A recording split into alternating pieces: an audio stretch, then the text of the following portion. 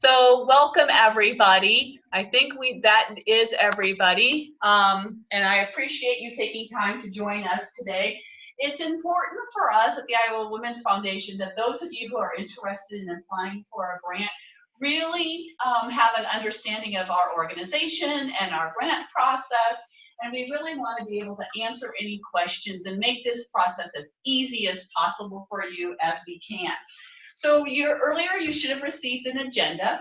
We did not send you the grant guidelines or the grant application, but they are available online. And after today, if you have any questions, do not hesitate to either go back to the video that we're recording or call Ann or I. We would be happy to help you and answer your questions for you. So first of all, I just want to give you a brief description of the Iowa Women's Foundation and kind of what we do, so you'll have an idea. So as you all know, the Iowa Women's Foundation is one of 140 women's funds around the globe, and we all work to improve the lives of women and girls in one reason or one way or another. Some may choose to do it through domestic violence. Some may choose to do it through human trafficking. We do it through economic self-sufficiency because we believe if women are successful, their families will be, and ultimately our communities will be much better off. We aren't a direct service provider. We support all of you who do the direct service providing. And we support you through our grant making, which is why you're here today.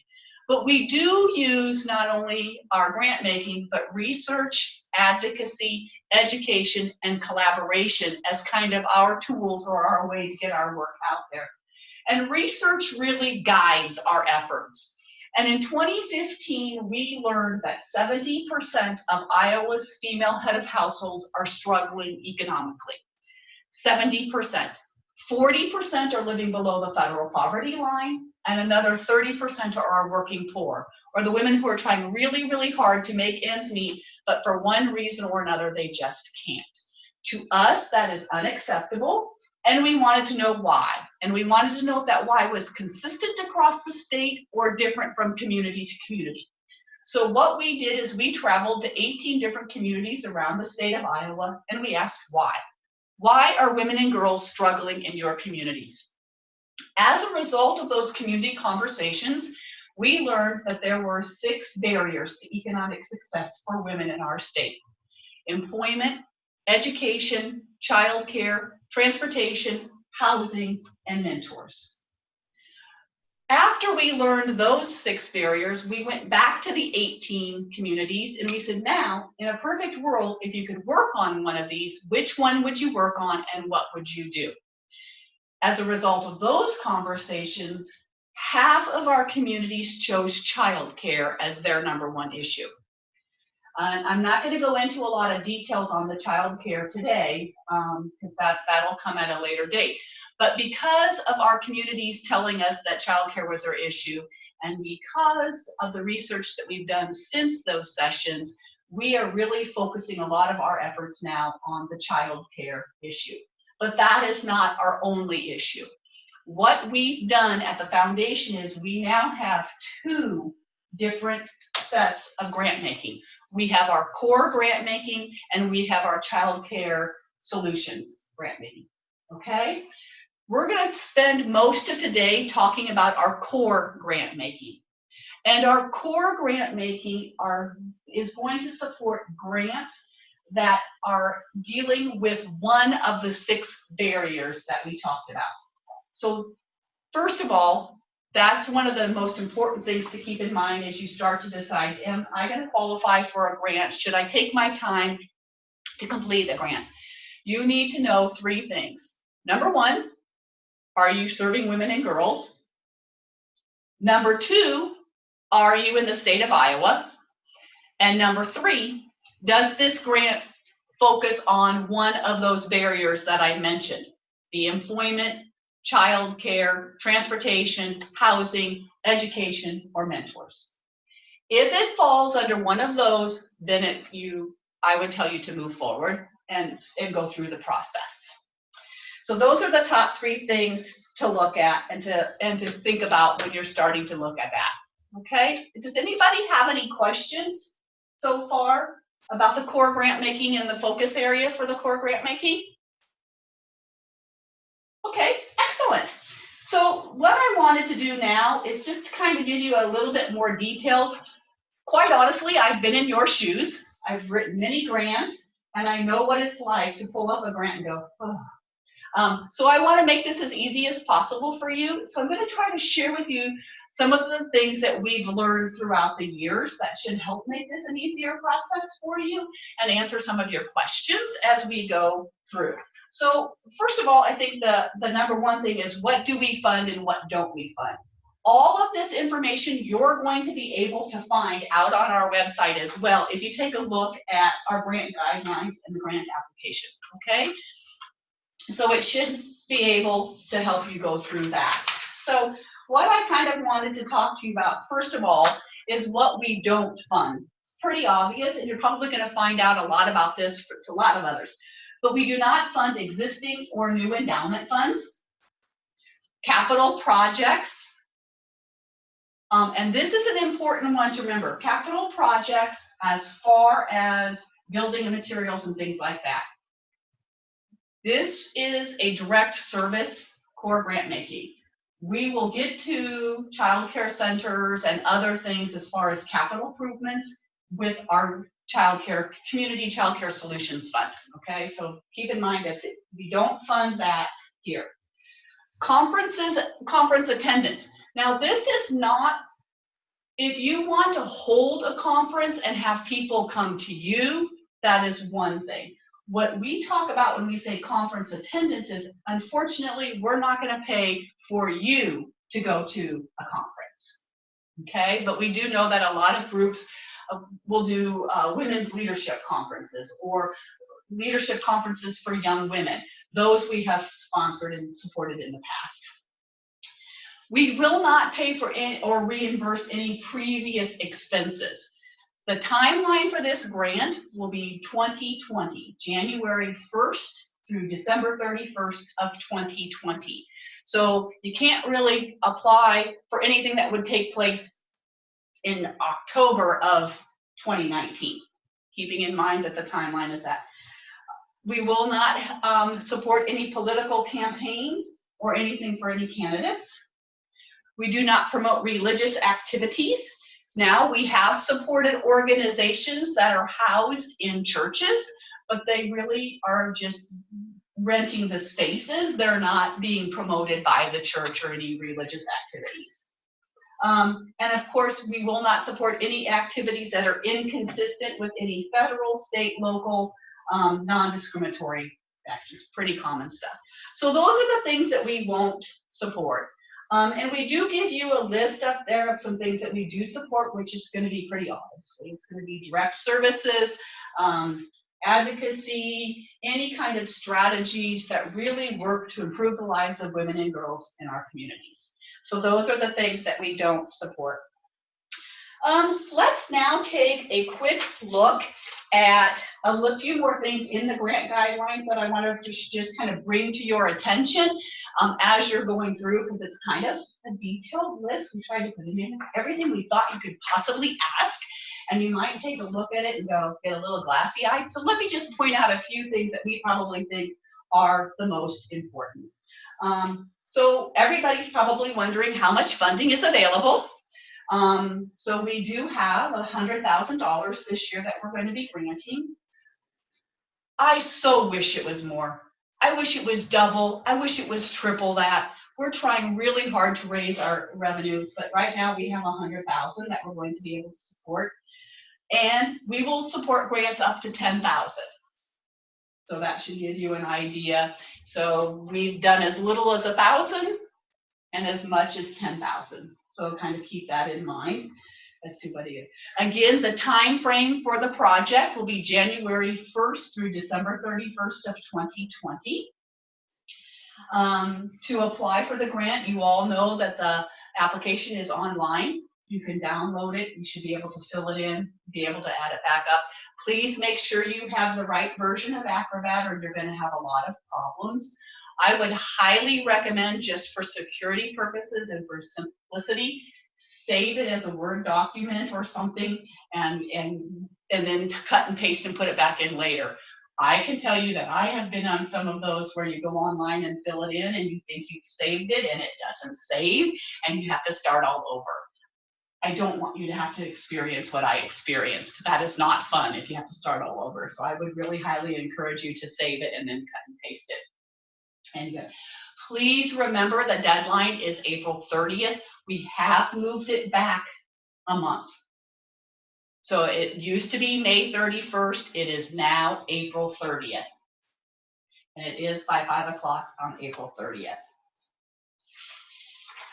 Just to give you a little bit of quick background from what we'll do from there is I would like to share the process with you. Once those applications come in on April 30th, what we do is we will do an initial review. That initial review will only look at 3 things. As I said earlier, are you in Iowa? Are you serving women and girls? And does it meet one of the 6 barriers? If that happens, they move on. Then what's going to happen is we have a grants committee, and that grants committee will be reviewing each of the applications in pairs. And again, basically what they're looking at is to make sure that it meets one of the barriers and that it actually is one that they think needs to be moved on. I will give you an example of one that has not been moved on. I'll give you an example of 2 that has not been moved on. We've already turned 1 down this year. If you're in Indonesia and you're applying for a grant to the Iowa Women's Foundation, you're going to be turned down and you're not going to move forward. We get a lot of those. The other one that we seem to get a lot of is the Susan B. Komen Run for the Cure. Great organization, great cause, but healthcare is not one of our 7 barriers or 6 barriers. So unfortunately, that one would get turned down. So we really do look at the barriers. So that kind of gives you an idea. And if you have a question and want to know if you think what you're considering is worth your time, just call us and ask us. We'll be happy to let you know if we think you should move forward or if it would not be a good use of your time. So we'll definitely take a talk about that. After the group uses it, we then go to community review panels. And this year, each grant application is going to be reviewed twice. It'll be reviewed by one panel where we put all of the grants from a barrier together. So let's say we have 6 applications on housing. All of those will be reviewed. Let's say we have 10 applications on education and training. They'll review those. Then they'll also be reviewed in just random order. So we'll just mix them up in random order. This way we want to make sure that we're getting a really good review of the applications. They will be scored based on a matrix. We will take both of the scores and average it, and then how they fall out. That with the highest score comes first, that with the lowest score goes to the bottom. Our community review panels, after they make their scores, they come together as a group and have a conversation about their scoring. They talk about why they might have ranked one higher, what was missing from one, what could something have been used better or done better. And then based on that, they'll make some final recommendations to their grants. And then they'll send that on to the grants committee. The grants committee then looks at usually the top 1 to 3 highly scored grants. And what they do is they plot those out on a map. And quite honestly, we look at diversity. We look at geographic diversity. We want to make sure that we're all across the state, that not all of the grant applications are in Des Moines or Cedar Rapids. We want to make sure that we're helping infants all the way through senior citizens. We want to make sure that not all the grants are for domestic violence shelters, but that they're a mix of all kinds of different services. And we want to make sure that we're meeting all kinds of different ethnic backgrounds and individual groups. So we really look at diversity at that point. And then based on the diversity and the top rankings of our groups, the grants committee will make the final recommendations. That will go to our board in August. And then by 1st of September or thereabouts, you should be notified whether or not your grant has been accepted. We will publicly announce the grants at our luncheon in October. And then finally, we issue the first round of checks in January. We give you half January 1st, and then we give the second half in July after we receive the mid-year report. Okay, so that's our grant process that we go through. Does anybody have any questions about the grant process? I guess I have a quick question. If there was a grant that was written that actually met 2 barriers just because it was a combined program, so how would you segment those? So if it was employment and housing. So when you open up the grant application, you'll see that. It'll say what is the primary one and what is a secondary. We highly encourage you not to say you meet all 6 barriers, because if you meet all 6 barriers, then you're going to have to say what are your outcomes for all 6 barriers, what do you think? So really just kind of focus on the top 2 barriers, and you can do a primary and a secondary in the application. Dawn? Yes. Just a quick question. You talked about diversity of the applications and the grantees. Obviously, there are programs that are probably worthy of being funded year after year and need that funding. Do you also look, though, at the opportunity to bring organizations into the Women's Foundation fold that maybe have not been grantees in the past? Is that a factor or not so much? What we do is if we have funded the grant in the past, we really look at how has that grant been successful and what will additional funding do to help it. So we really probably put a little bit more of a scrutiny on those that are coming forward for a second year or third year of funding. We quite honestly are in the process of making a decision on whether or not we want to limit our funding to 3 years. We have found that there are some really, really good programs out there that it's really hard to stop funding them after 3 years. And so we're trying to make some decisions on that. We haven't yet. So for this year, that won't go into play, but it will go into play for next year. We always like it when we get new organizations that we have funded, and we really tout that. So, but I don't think we give them any more credit or any more extra interest, not interest, but extra consideration. I hope that makes sense. Thanks. Anything else? Thank you. Okay. All right. I think that's pretty much the application and the application process. Let's just look a little bit at the application itself, because we really have tried hard. One of the things, so those of you who have applied with us before and you open up the grant application, I hope you're going to find that it's simpler. We've really spent a lot of time this year streamlining the application, shortening what we are asking for, and really asking you to be concise with what you put in there. So, and we also shared with you, if you look, an application that was successful last year. We wanted you to be able to kind of read that if you wanted to. So you will be able to find in our guidelines a grant application that was successful, okay? And then what I wanted to just kind of share with you is a little bit about the grant application itself and some things to look for, to be careful about when you're actually applying. So as you will see, that one of the things that we did, the first part, we realized that we were a little confusing because we would talk about the organization and then we would talk about the project. And sometimes we mixed it up. So what we've tried to do now is everything on the first page is about the organization, and then everything on the back page is about the project itself. So just keep in mind as you're going through and answering questions, are they asking me about my organization or are they asking me about my project? And know that most of the questions are about your project. Just some general basic information we'll be asking about your organization. So we ask you again, as I said, on the front page, of course, will be a lot of just the basic information on your organization's name, your tax ID number, the address, who the chief executive officer is. And then we ask for a brief description of the organization's primary programs and or services. Do you see we only give you 200 words? Watch your word count. We've done that on purpose because we don't want you to have to spend a lot of time just filling space.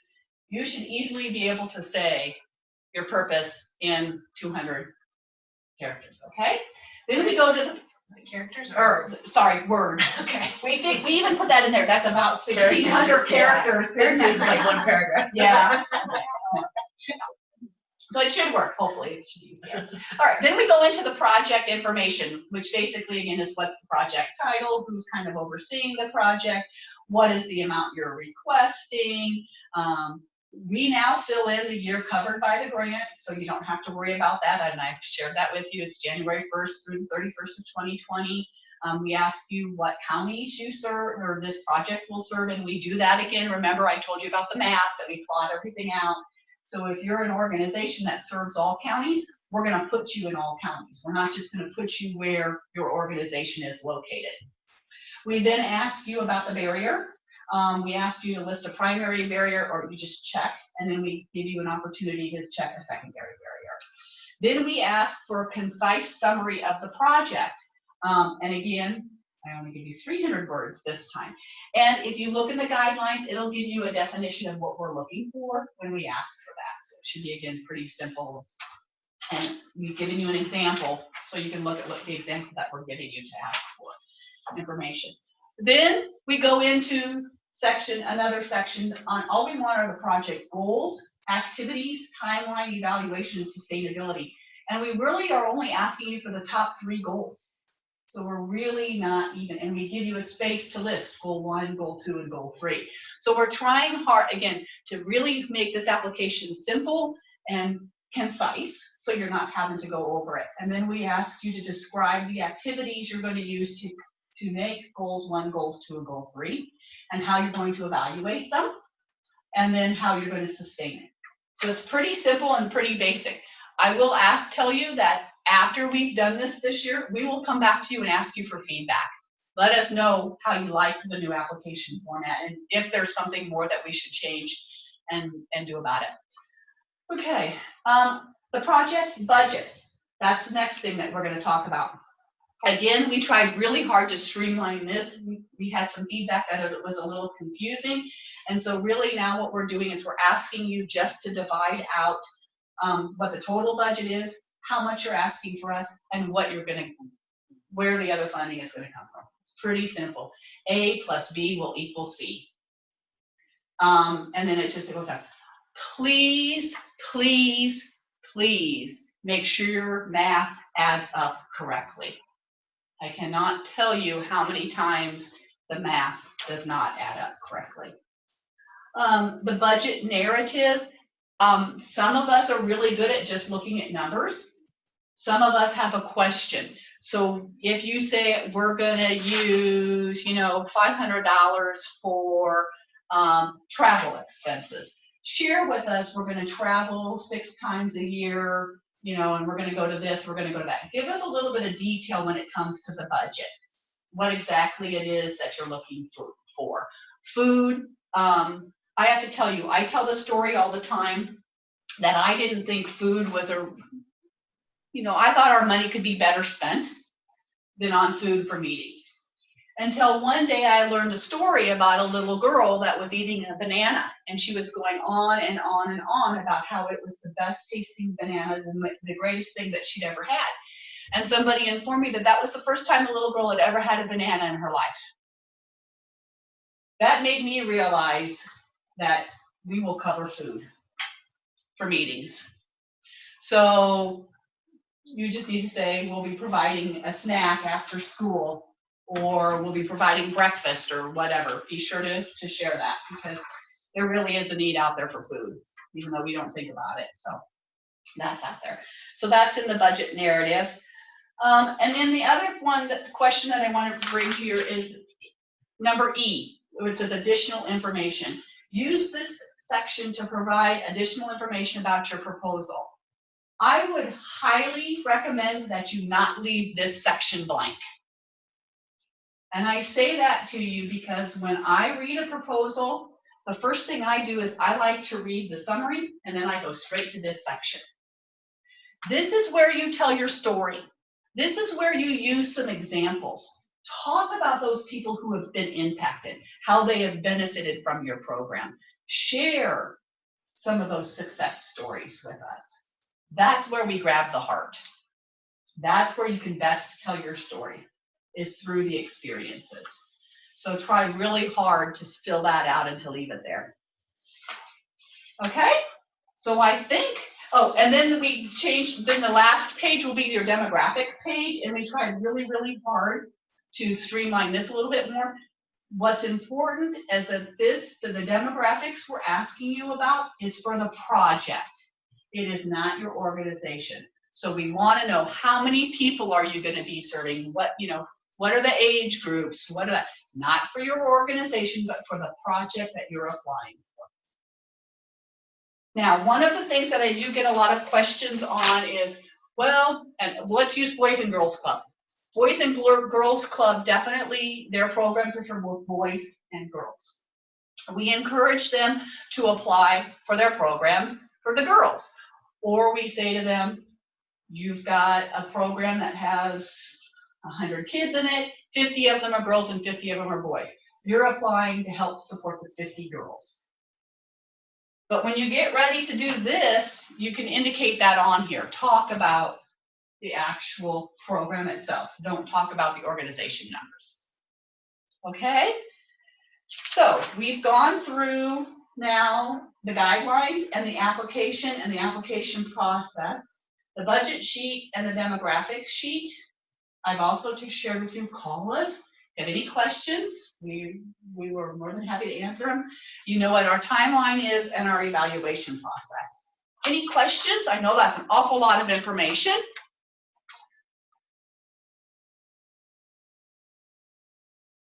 No? Wow.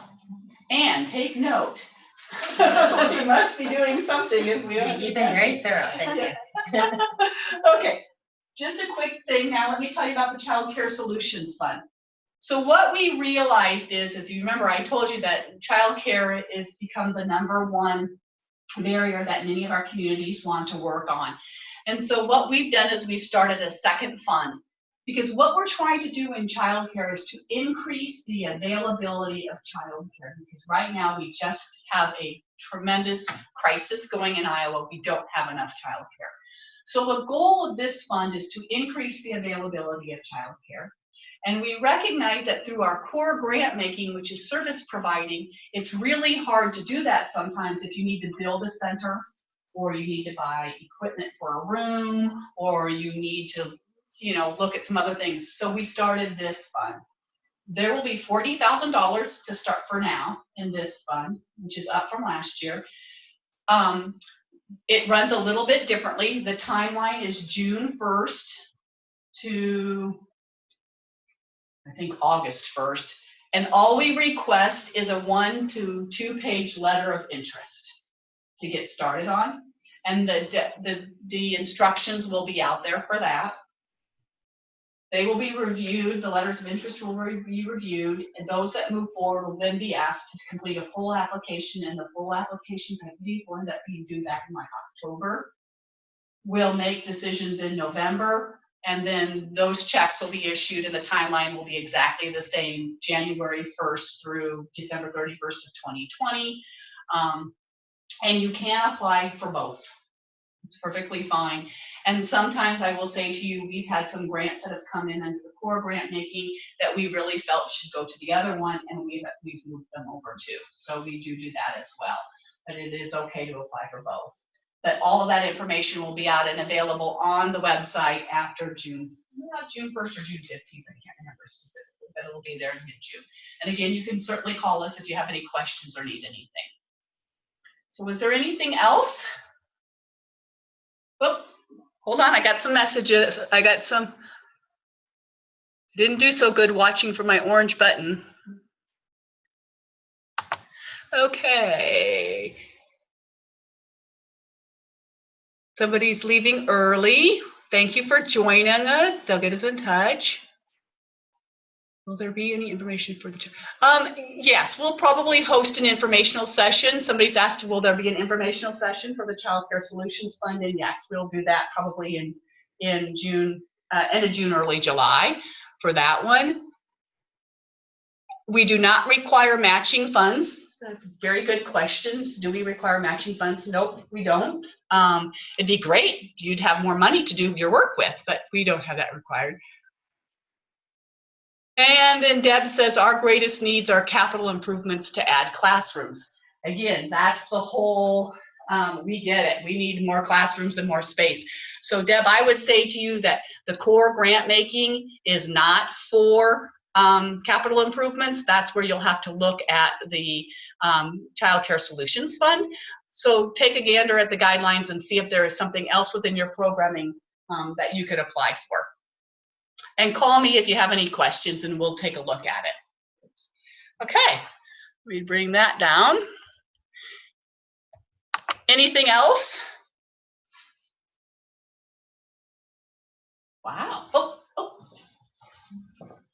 Yep.